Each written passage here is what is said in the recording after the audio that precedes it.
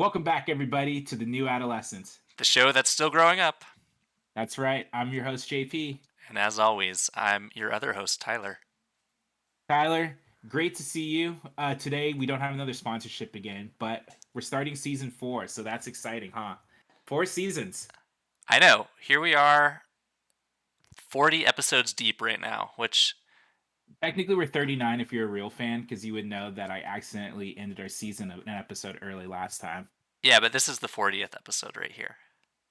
You know what I'm saying? Oh, correct. Yeah, you are right. We should be on 41. I messed up. It's okay. He said it on air. We couldn't go back. We Um, couldn't go back. but yeah, here we are, fourth season, and we've got kind of a brand new vision and a exciting new take on what this is going to be. It'll look a little bit different. Um, but I think both of us are excited about the direction it's going, and uh, really the show's for us. It's not really for any of our viewers. So That's right. It's just for me and Tyler. And so if you've got a problem with it, leave it in our Instagram DMs, and we'll have our admin team look at it. But yeah, we've got a new direction, Tyler. I'm excited. I know it's been something we talked about in some of our previous episodes about how you do NaNoWriMo. For those of you who don't know, that's writing in November, trying to write a certain amount of words every day in the month of November. And I myself am slowly writing, a lot slower than you, writing as well. So this season, we're unveiling that we want to try and make this whole season about us continue to write our respective books. yeah, man. So we'll talk a little bit about what those things are that we're writing this later on in this episode. But yeah, I think we're both super excited about this idea that we get to talk about what we're writing. We're gonna bounce ideas off of each other on air. We're gonna talk about our strategies of how to make these things successful and um, just give ourselves some free publicity for these books. That's right. And if you're an alien from the year 3000 and you're listening to this, just know that you can find our books at any Amazon retailer or any Amazon affiliate that sell books, because we know Amazon's taken over the world. Yeah, man. Well, I think one of the things we both wanted to talk about was kind of some strategies of how we're looking at writing these books, um, some goals, and as well as the things that are gonna probably get in our way as we do this. Um, so one thing that JP touched on already that I think kind of changed my outlook on writing and my ability to be a writer was participating in NaNoWriMo last year, which is National Novel Writing Month every November. It's sort of I guess it's kind of a global thing, even though it's National Novel Writing Month. But the goal is to write 50,000 words, and if you write 50,000 words towards a book, then that is your then you can say you won NaNoWriMo or you completed NaNoWriMo. Um, and last year I did it, and I completed it after writing 10,000 words on the very last day, which I do not want to do again. It was so much, but yeah, there were some certain strategies I think that really worked well for me last year. Namely, one of them would be like designating my writing time every day, because to finish, you have to write almost 1,700 words each day of the month, and I think my most effective writing time, right, the time that did not get taken up by other things, the time that was stable and sturdy and was always Tyler's time, was early in the morning. And for at least that month, I became kind of an early riser and would try and get an hour and a half to 2 hours of writing in before my workday started. But I don't know, JP, when is your writing time? Like, when are you going to be successful writing? I love that. I want to be an early riser. And in my previous job, I used to have to hit the phone starting at 6 a.m. So I couldn't do it, which has been really a big struggle for me because I had to work other things. I have a really hard, strict workout regimen. Have to work out every single day, or I feel like I failed myself. And today will be one of those days I failed myself. But besides that, I think now that we're doing this, it's going to be in the morning again. Just because with now with my work schedule, I can start later. So Hmm. definitely going to try and be an early riser. Um, And I know we're going to talk about some difficulties of roadblocks, so I'll get into it a little bit more. But yeah, I'm going to try and be a early riser. Yeah. I actually like that you said that you have a strict workout regimen. I mean, like, do you have a strict workout regimen? Oh yeah, I've got to ride the Peloton 5 to 6 times a week. I'm really trying to get under 200 pounds. It's hard. I also have to eat better, but I'm good at the workout part. I just got to figure out my diet. It's That's killing fair. me. That's fair. Honestly, the diet is the tougher part, I think, once you get into a rhythm. But like one thing I've noticed is that in order to actually be able to devote this time to writing, in order to be a good writer, I really have to take care of myself in kind of the other aspects, like the physical aspects of my life. So I got to get 8 hours of sleep every night, otherwise I'm not happy. Um, and I got to work out. Like I got to do some exercise. Uh, Probably the worst time for me in the entire pandemic was um, like at the end of this like 3 week segment of time.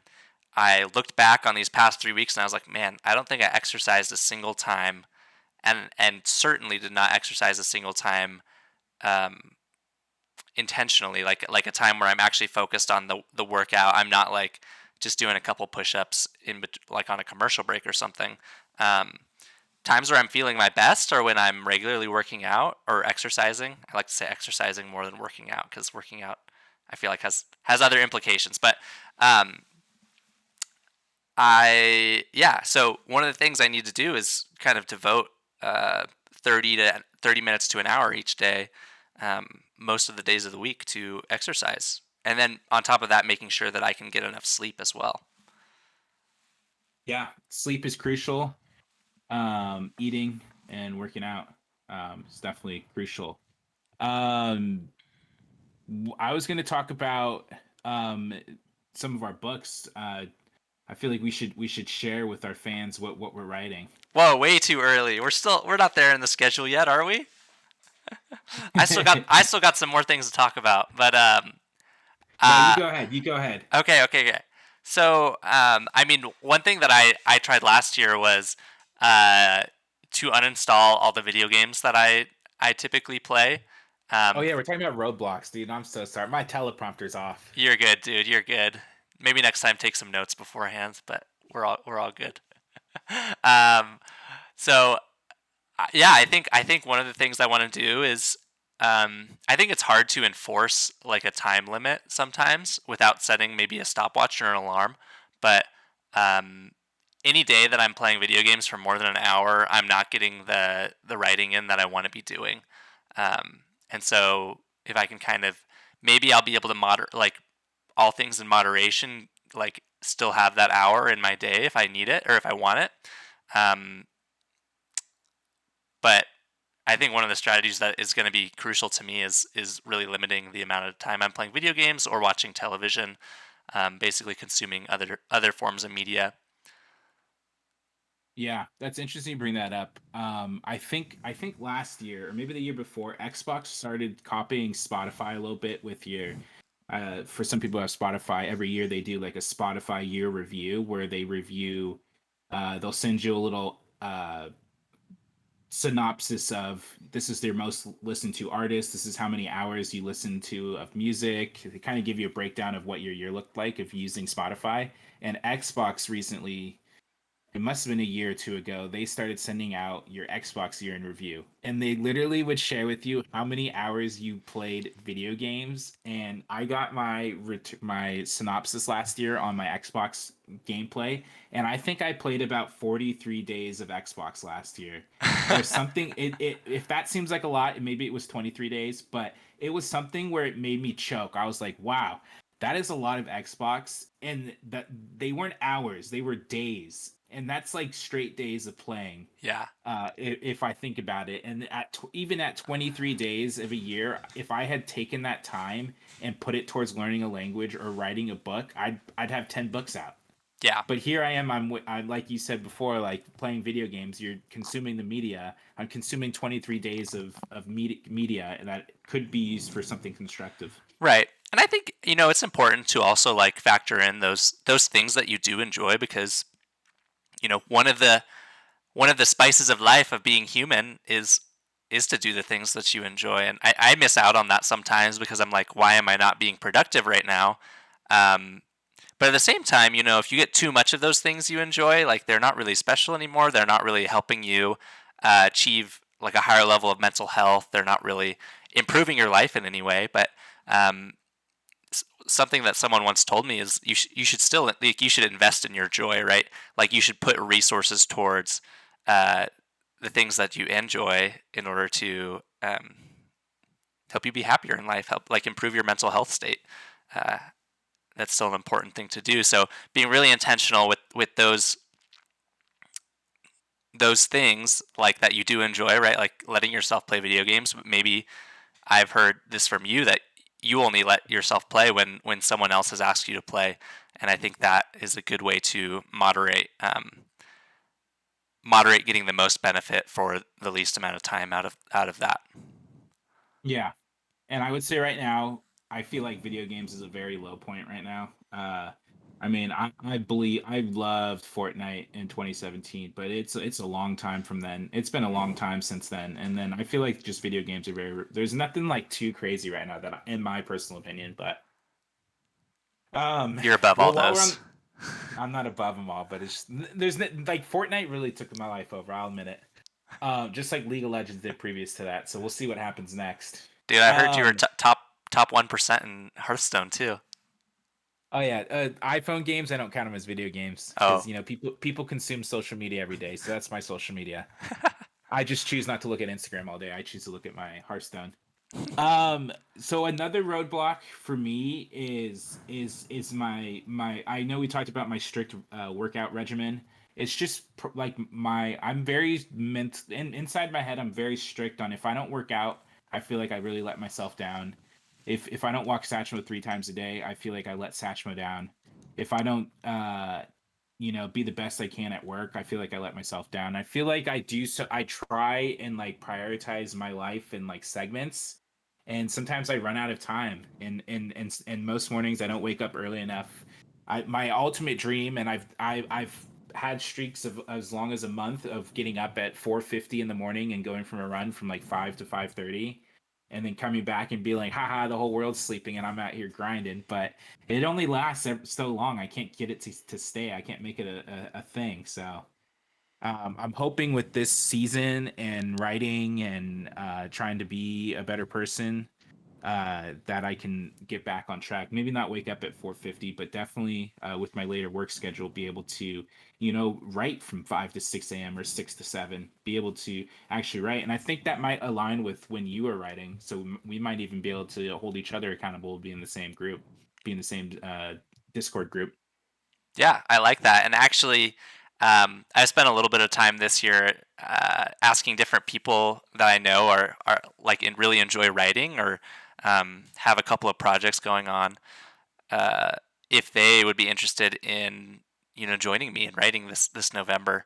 Um, and so I've got UJP and I've got my little brother Jack, who's also has a project going on, and I'm not sure what his goal is going to be for November, but uh, I think it's really key actually to have someone keep you accountable and have community around you. One of the cool things about NaNoWriMo, and I know this is kind of just all turning into me hyping up NaNoWriMo, so do it if you want to, but um, is that they actually have in normal years, in years unaffected by the pandemic, they'll have like meetups at particular venues, coffee shops in the evenings, or whenever people are able to. And there's actually a Discord server for most metropolitan areas in the U.S.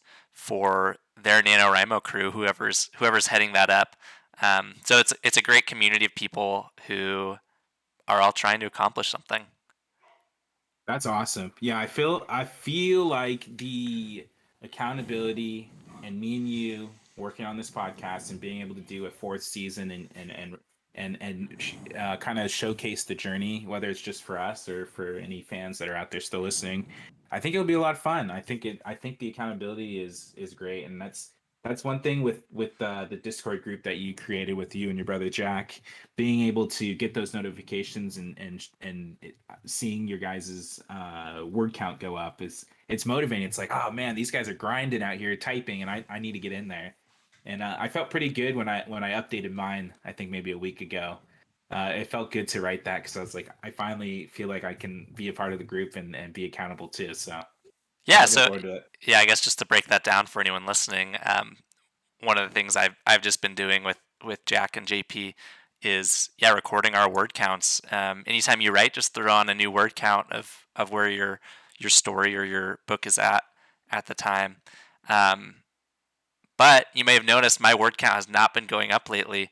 Uh, but I'm okay with that because what I've been doing lately is outlining, and outlining is kind of the final like strategy that I want to highlight because like all of last year, all of November last year, I wrote like very aimlessly. Like ideas would come to me. I was kind of fluid with the way my story was going to take shape.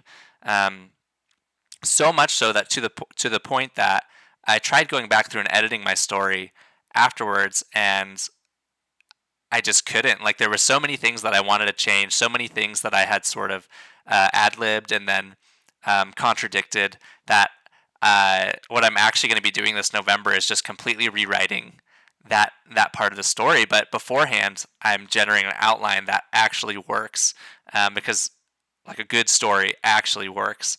Um, and so I'm actually pretty excited about the way this outline's turning out, and it's sort of a fun time to piece all the parts of your story together, um, and makes me feel like a lot more planned for success in this journey. Yeah. Well, Tyler, I'm excited. That gets me hyped because I failed NaNoWriMo horribly last year, but every time I get in front of the computer and I'm writing for an hour and I look down at how many words I written, it's surprising. It goes by quick, and uh, definitely a pro tip to any viewer or listeners is that outline. That's a great idea and something I should remember when I'm writing because yeah, trying to go back and edit I don't know, hundreds of pages of writing. That seems like pretty daunting, especially if you are getting new ideas in the moment because you want to write it down. You don't want to lose it.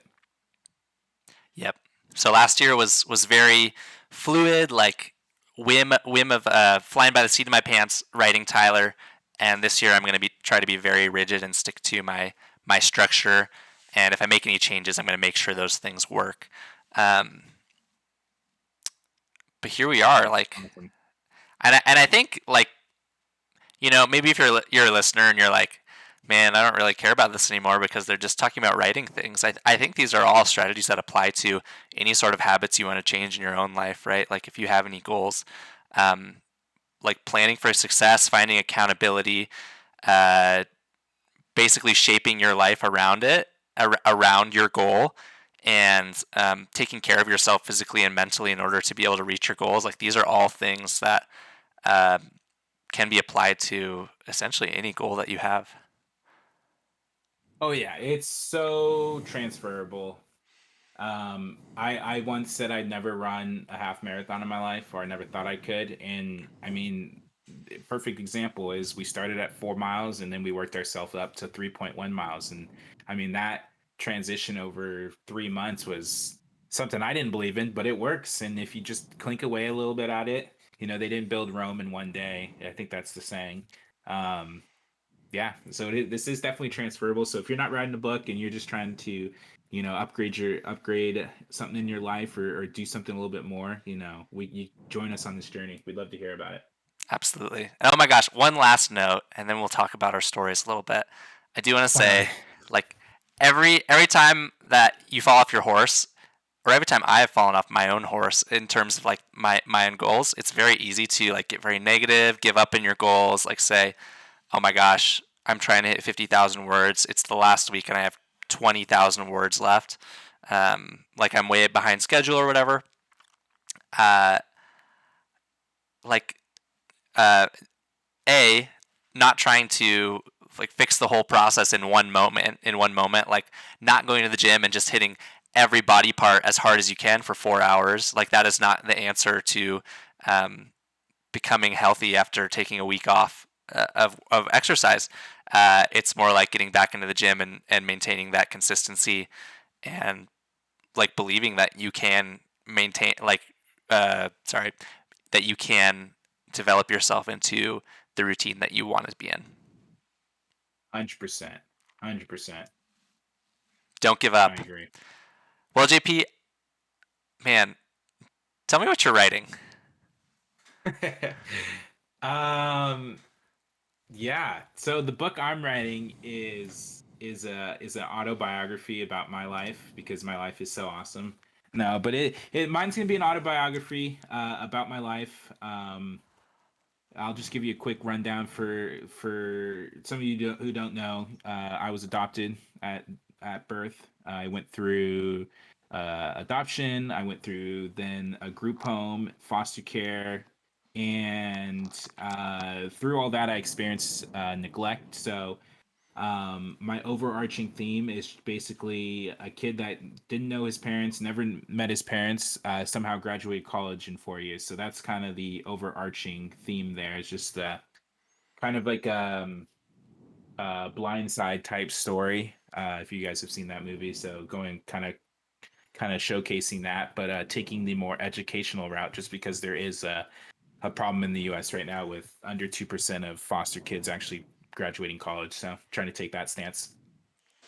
Yeah, man, you are a success story. Like you are in a very small uh, percentage of foster kids and adopted children. I'm sure who achieve the level of success and stability that you have achieved. You're married now. You are a homeowner. Like these are all incredible things. And I have to tell you, like I'll be one of the first people to read this book because you are one of my favorite storytellers of all time. Like the things that you have gone through and the things that um, either shaped you or even just like the funny stories that you tell. I love them, and you're so good at telling them. So I'll be super excited to read this book. Bless. I'll even sign your book. Wow, is There'll, are you there'll gonna only get? be one signed copy in the entire world, and you'll have it. If you could have any one person write the foreword for this, who would it be? I don't even know. You could write the forward. No, not me. You're supposed to say like Tom Brady or something. Oh, like that kind of. If I could have a celebrity do it, yeah, Tom Brady for sure, 100%. I love it. I'll write If it. Tom If Brady wouldn't do it, then I'd ask Tim Tebow. okay, if those guys fall through, just let me know and I can try and write you a forward. Well, Emma Watson, then you. Yeah. So what is this going to look like? Like, is this going to be your life from day one? Does this kind of highlight specific time of your life? Um, where what's it going to look I like? think the biggest thing I've always wanted to create a movie about my life. Something about just the blind side and that type of movie just really I think just movie media just impacts people more because people consume visual media I think a little bit better than reading books. I think reading books is a little bit of a lost art.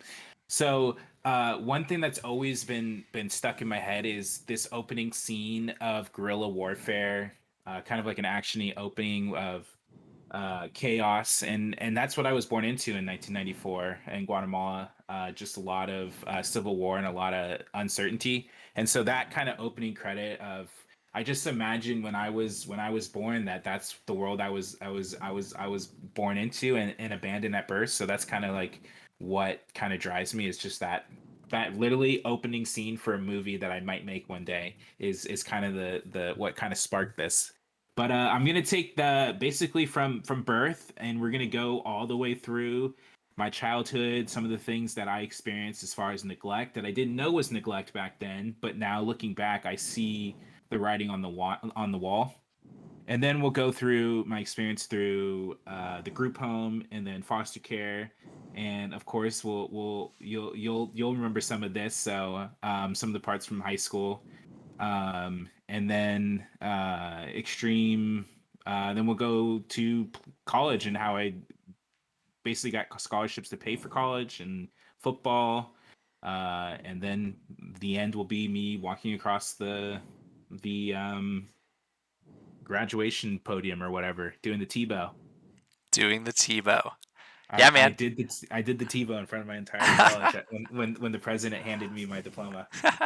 I love that. Is there any part of you that you're like, maybe I should wait to write this thing in case like something else amazing happens to me in the next 20 years? No, because then we can just get booked too. No, Oh, no, I'm not. My main focus, I really wanted to take, besides my opening credit scene of gunshots and me being thrown out of the car because my parents were about to die and they saved me, like Moses, kind of like a Moses story.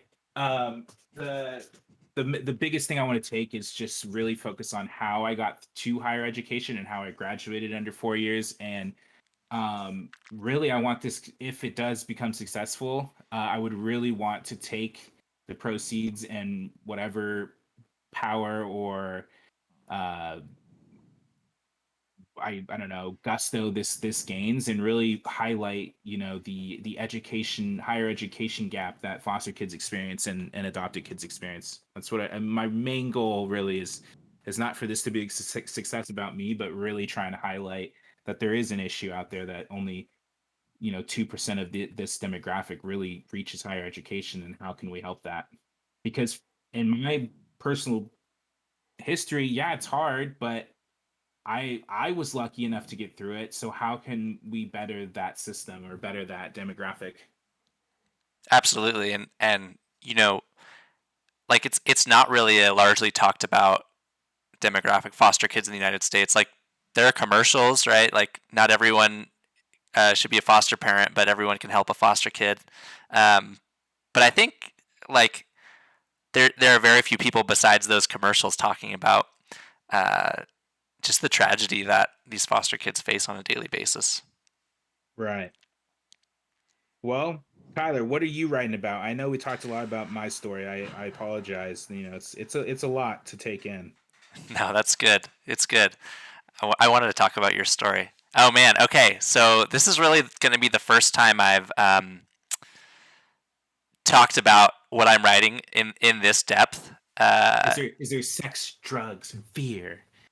All of those things, of course. But honestly, the way that writing this book started out, and I've been using the not code name, the name of the story as Vision, like because and this is why it's based really on my experience in the year 2020, and I always like looked forward to the year 2020 to be able to say 2020 vision baby, and then sort of like lost that ability mid pandemic because it wasn't really that fun to make jokes about 2020 anymore.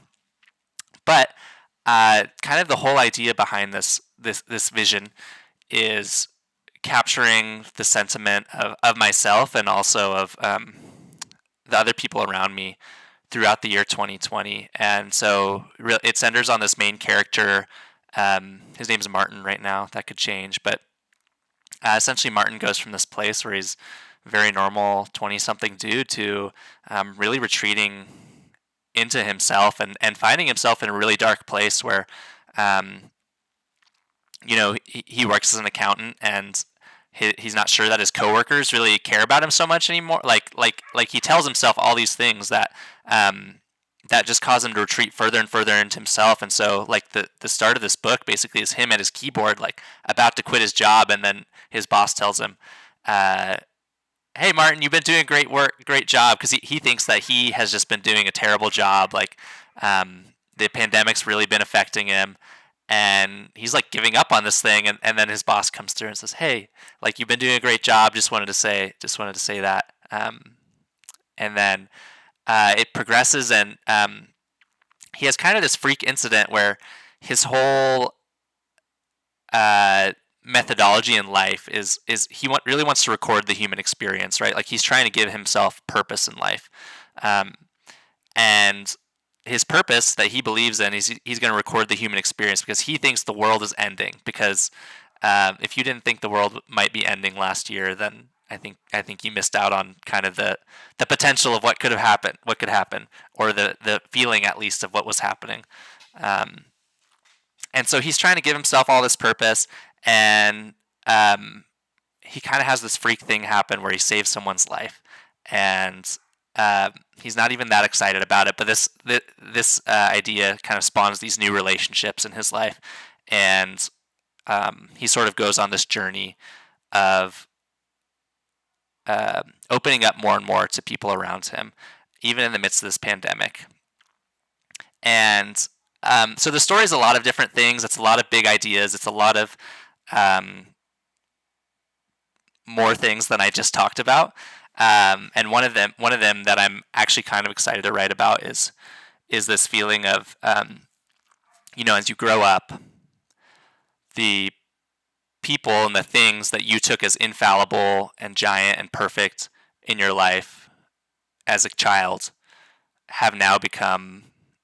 You start to realize the chinks in their armor. You start to realize the problems that they have, and so that sort of is on display with Martin's relationship with his own father. Um, and so I'm pretty excited to write about it. It's kind of a crazy book. I don't know if it even works as a story, but it's something I really want to try out. And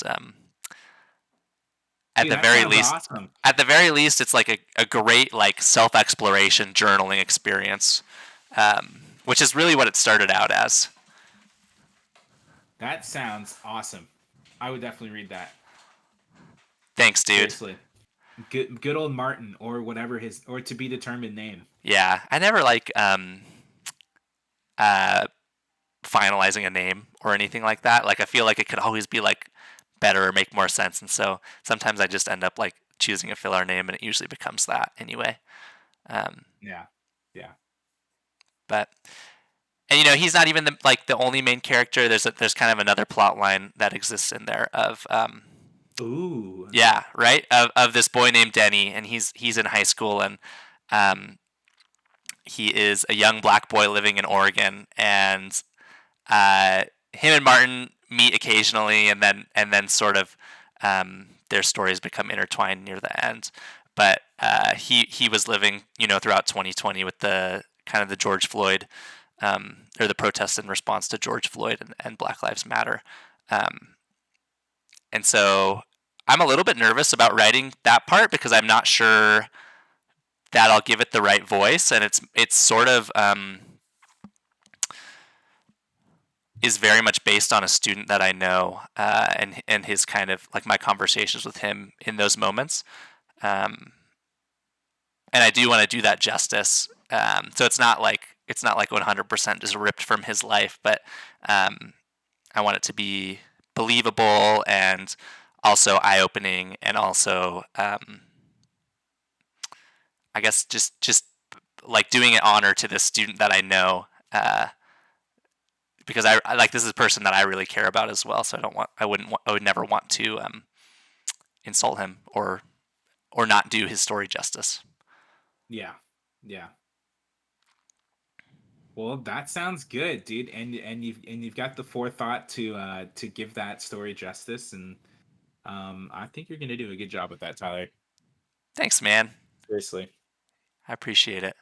Yeah, we'll see how it goes. Like I said, I'm really this is the same book that I wrote in NaNoWriMo last year. I am very literally rewriting the same book because the product that I turned out was just so crazy, so chaotic, so many ideas that did not coalesce into anything.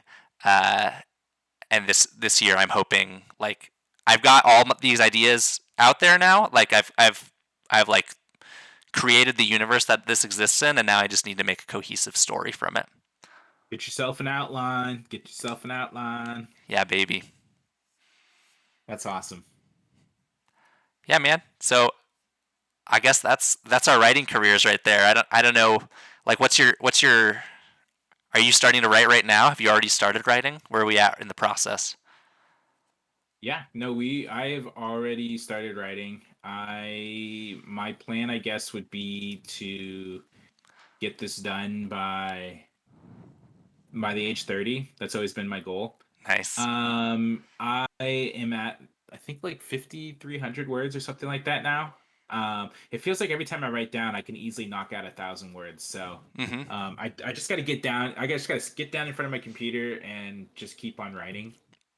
Um, but yeah, no, I think the timeline would be 30. I've told multiple people this, so I better just get this. I better stick to my guns here, not let anyone down. Not that Nice. anyone's holding me accountable to that, but We are now. I hold I guess we are now. Yep.